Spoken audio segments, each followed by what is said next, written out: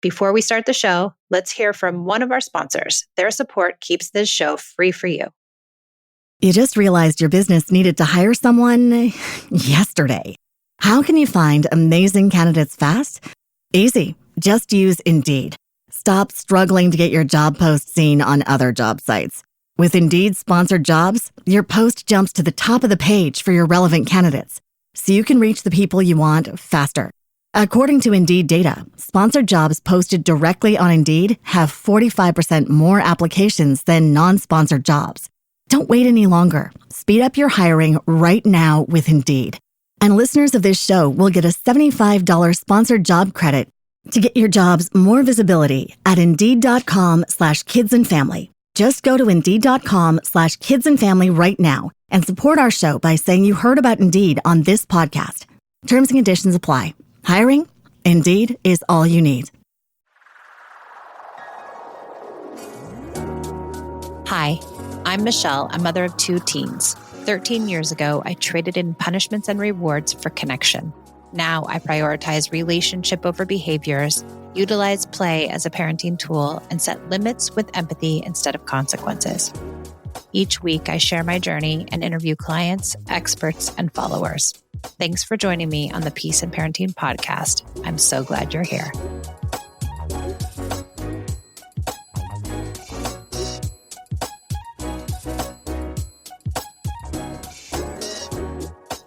Welcome to the Peace and Parenting podcast. I'm Michelle, and I have a lovely guest, Monica Crnogorac, and she is a teen anxiety coach. So we're going to talk all about teens. And would you just introduce yourself to our lovely listenership?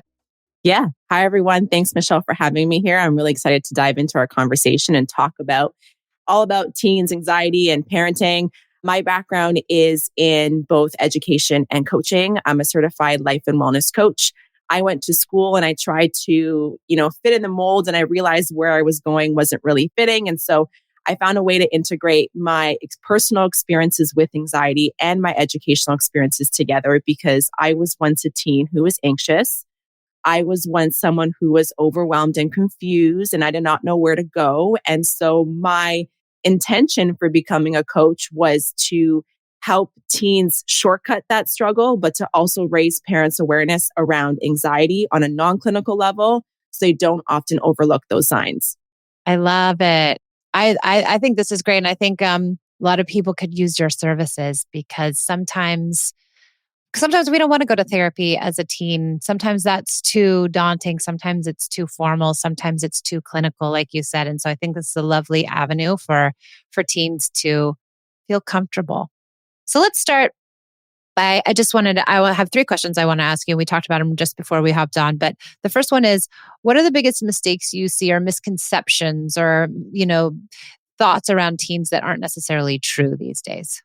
Yeah. So if we were to hone in and focus on anxiety, one of the things that a lot of people mistake it for is that anxiety is just a phase. And the one thing I want to say is, yes, it's a natural way of our brain responding to stress. It is there to protect us. It goes into our fight or flight mode. But the problem is that sometimes it's situational, which is where those natural little to no concerns are. But the problem becomes, when a situation goes away, is there a consistent pattern? Is my teen still exhibiting certain signs that go beyond an upcoming anticipatory anxiety situation? Then it might be something that we need to look into. And the importance of looking into it at that point is that if we don't address it, it's only going to kind of domino. Mm-hmm. And what we're doing is, when we're addressing it, we're preventing them from adopting maladaptive behaviors, and we're rather helping them adopt healthy behaviors that are going to help mitigate those stressors. Yeah. And I see oftentimes, I have 2 teens. I have a 19-year-old and 16-year-old. And we're in a world, and I was a high school teacher. So I've spent a lot of time around teens, and I was a high school counselor. And so it's my happy place is to be around teens. I love teens. It's my most favorite parenting period has been this teen. But I think if we're talking about stress and anxiety, so many teens also present with behaviors where parents might believe their child is disrespectful or unkind or rude or, mean. And in fact, often what I see is that the kid is stressed and they don't know how to cope. And one of their maladaptive coping strategies is to take it out on the people that they love the most. What do you see this, or how do you interpret that? Or Absolutely. That's projection at its finest, right? It's getting triggered and then having those big, overwhelming emotions and not knowing how to self regulate. And oftentimes for teens, why this is even more overwhelming is this is the first time that they're really feeling all these big emotions. And sometimes their brains aren't fully developed to help them understand what's really going on. And so if you're seeing your teen project their behaviors outwardly, that's why anxiety can sometimes like be confused with ODD because they're being defiant. But they're being defiant because there's an underlying reason that's triggering them and they don't know how to handle it. And so they're reacting instead of responding. yeah, and I love how you say ODD because we have a lot of people who have kids who have a diagnosis of ODD in our programs, and you know, compliance or cooperation is viewed so differently now than it used to be. We used to, and the way I grew up was you did what your parents said or else. And so, us being parents, my generation, it's like we expect that.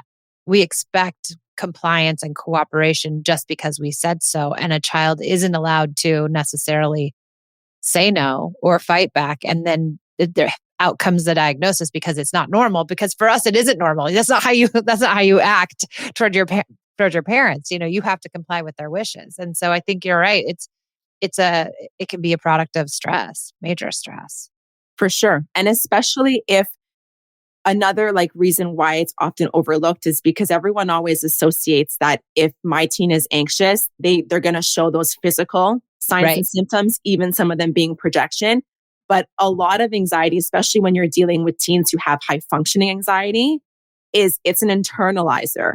So, Yeah. on the outside, they may look polished, organized, driven, but what's the underlying motivation for that? Is it a fear of failure or is it because they genuinely have that ambition and that drive?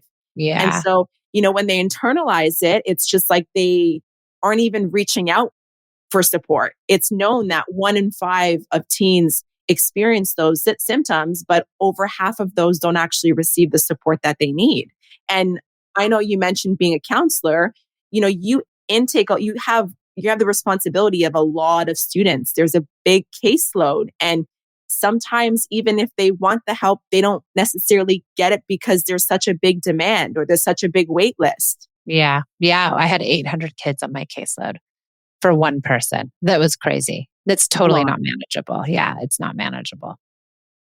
We are going to take a short break from our show to hear from our sponsors. Without their sponsorship, I wouldn't be able to bring you the Peace and Parenting podcast free of charge. So I'll see you back in just a few minutes. Now Taxes is 100% free when you file in the TurboTax app if you didn't file with us last year. Oh, yeah? Yeah, just do your own taxes in the app by 2/18. What if I have lots of forms? All good, all 100% free. What if I had 3 jobs? Still 100% free. What if I once saw Bigfoot? That has nothing to do with taxes, so still 100% free. Now that's what I'm talking about. Now this is Taxes. See if you qualify in the TurboTax app. Excludes TurboTax Live, must start and file in app by 2/18. What if you spent the next 30 days really focusing on connection with your kids? What do you think sibling rivalry would look like? How would cooperation go? And what would the feeling be in your home? Join my 30-day challenge. For 30 days, you join me and my coach, Martha, and really explore the ideas of connection. We do group coaching for the entire month, and you have access to all of the Peace and Parenting materials. Please join us for our 30-day challenge. Find the link in the show notes.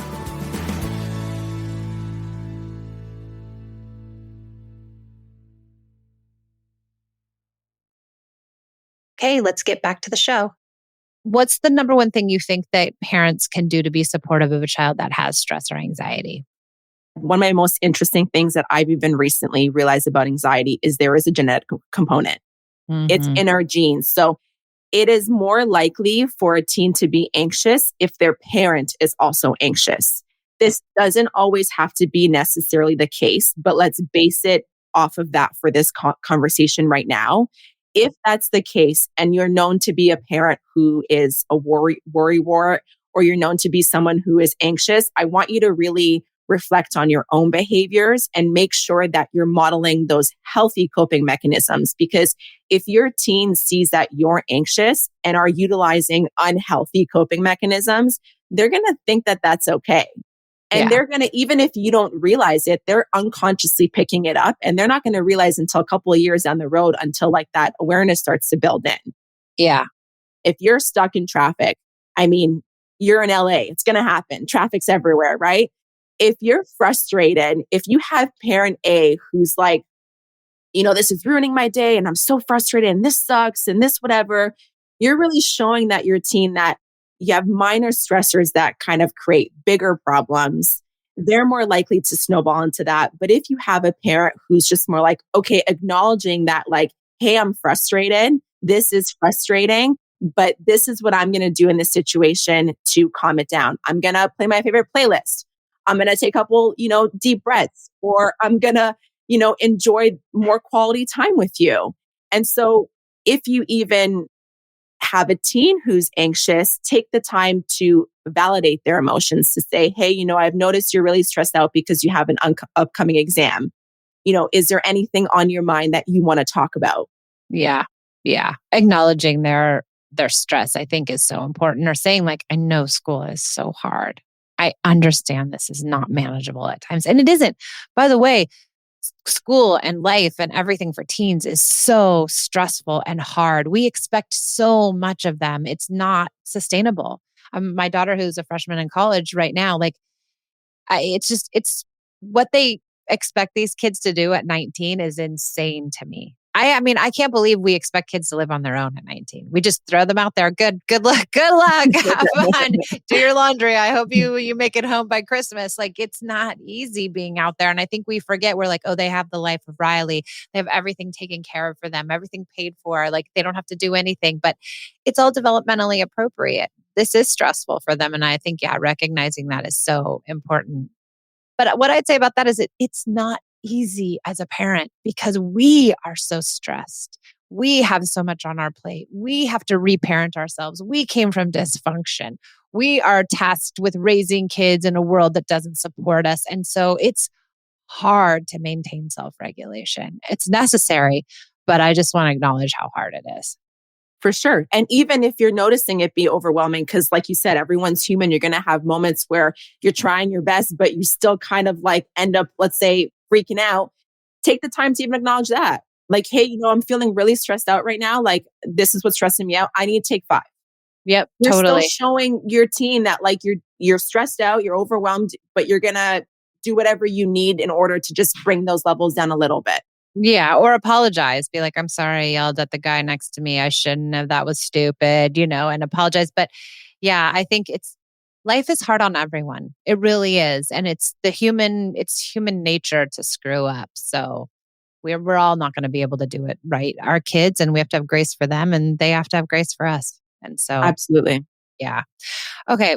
One more question. What are the biggest struggles you see amongst teens these days, nowadays? What are the biggest things that they come to you with? I say it depends on because teens have a little bit of an age range. So it depends on where they're at. So I like to say if they're in the tail end of high school and they're starting to think about post-secondary school, what am I doing with my life? Where am I going? There's this immense pressure that society's making me think that I need to know at this age what I want to do. I was in my master's and I still didn't even know what I wanted to do. Yeah. And so I would say academics for sure is one of the ranges. If you have pressure along the college university admission, you could even have pressure when it comes to test anxiety, when it comes to the exams. So that's one component that I find to be consistent across the board. And again, it's teens feel overwhelmed and they don't know how to prepare for it. So even when you walk them through making a schedule, making a timetable, learning certain study strategies, that they find very helpful. And the second one that I find to be really common, and this is more so in teen girls than it is in teen boys, but it's navigating that first heartbreak. Yeah. So you look at, and if you want to kind of put it more in a broad range, let's put it in the range of relationships. You have romantic relationships. I'm in my first relationship. We just broke up. I don't even know what to do. I have all these yucky emotions. That's one. Then you have friendships. You have the peer pressures. You have the pressures when you go to college, university, and you're away for school, making new friends, fitting in, having a completely different routine than the one that you've had your whole entire life. So much. There's so much transition. And we always talk about adolescence starts at age 8 for most kids. And so it's like even 9-year-olds and 10-year-olds and 11-year-olds are starting to feel these big pressures of you got to get good grades to go to middle school and you got to get good grades to get into high school. And it's so unfortunate that that's our world, that we've really made academics such a huge thing in our kids' lives. It's very, very, very disturbing in my mind.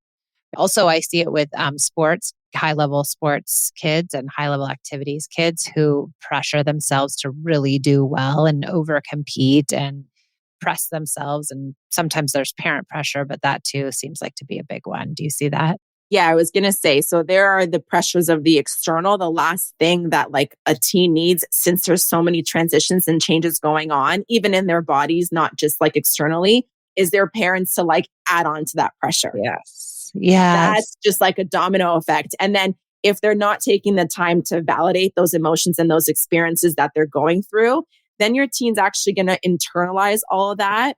And they're going to create a disconnect between you and them. And they're not even going to want to express what they're going through because they're being dismissed as, oh, like, for example, if you take a whole like breakup situation and you want to be like, there's so many fish in the sea. Don't worry about it. You're still young. You have so much life ahead of you, right? You're not taking the time to say, this sucks. And I know how you feel.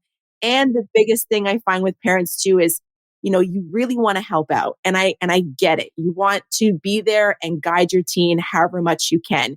But two tips I want to give them. When they're expressing whatever challenge that they're going through, go in with the assumption that you actually have no idea what they're going through. Right. Because even if you've had a similar experience, it may have landed completely different. And a good strategy is just be curious. Tell me more about that. Yes. And when they're expressing it to you, restate it to make sure, I'm hearing that you're saying XYZ. Is this correct? Yeah. So good. That's the first tip. And then the second tip is when they're, again, sharing with you something, ask them what they need. Do you need me to listen or do you need me to help you find a solution? Mm-hmm. Yeah. And I think when we're helping a child find the solution, there's a way to help without being the solution.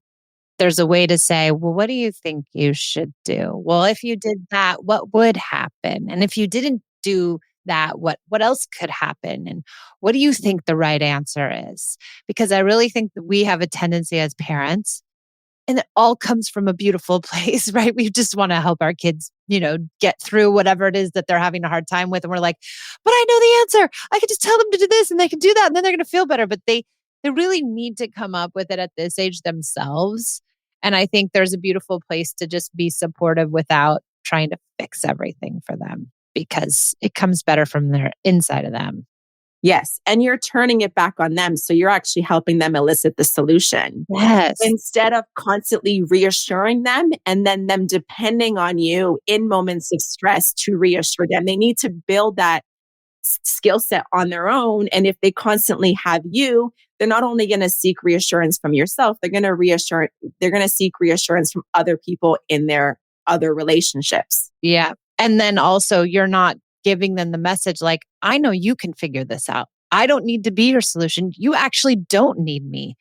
You already have all the answers inside of yourself. And when we can empower them and that they believe that we believe that they'll find the answer, then I think they get that self-assuredness and the self-reliance and the self-esteem and all of that stuff. And when they're relying on us, it kind of whittles away at that.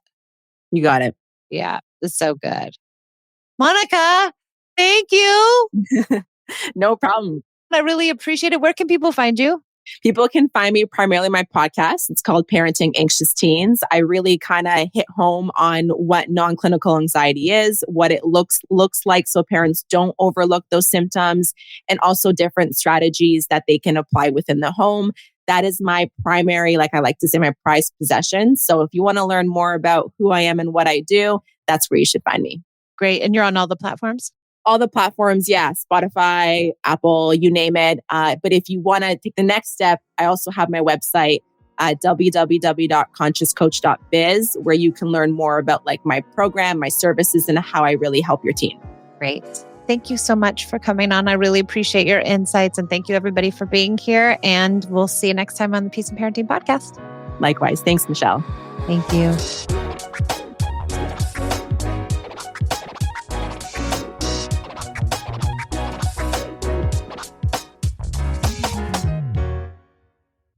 %89 of business leaders say AI is a top priority. But with AI tools popping up everywhere, how do you separate the helpful from the hype? The right choice is crucial, which is why teams at 1/3 of Fortune 500 companies use Grammarly. With over 15 years of experience building responsible, secure AI, Grammarly isn't just another AI communication assistant. It's how companies like yours increase productivity while keeping data protected and private. Designed to fit the needs of business, Grammarly is backed by a user-first privacy policy and industry-leading security credentials. This means you won't have to worry about the safety of your company information. Grammarly also emphasizes responsible AI, so your company can avoid harmful bias. See why 70,000 teams and 30 million people trust Grammarly at Grammarly.com/enterprise. That's Grammarly.com/enterprise. Grammarly, enterprise-ready AI. You just realized your business needed to hire someone yesterday. How can you find amazing candidates fast? Easy. Just use Indeed. Stop struggling to get your job post seen on other job sites. With Indeed sponsored jobs, your post jumps to the top of the page for your relevant candidates, so you can reach the people you want faster. According to Indeed data, sponsored jobs posted directly on Indeed have 45% more applications than non-sponsored jobs. Don't wait any longer. Speed up your hiring right now with Indeed. And listeners of this show will get a $75 sponsored job credit to get your jobs more visibility at Indeed.com/kidsandfamily. Just go to Indeed.com/kidsandfamily right now and support our show by saying you heard about Indeed on this podcast. Terms and conditions apply. Hiring? Indeed is all you need.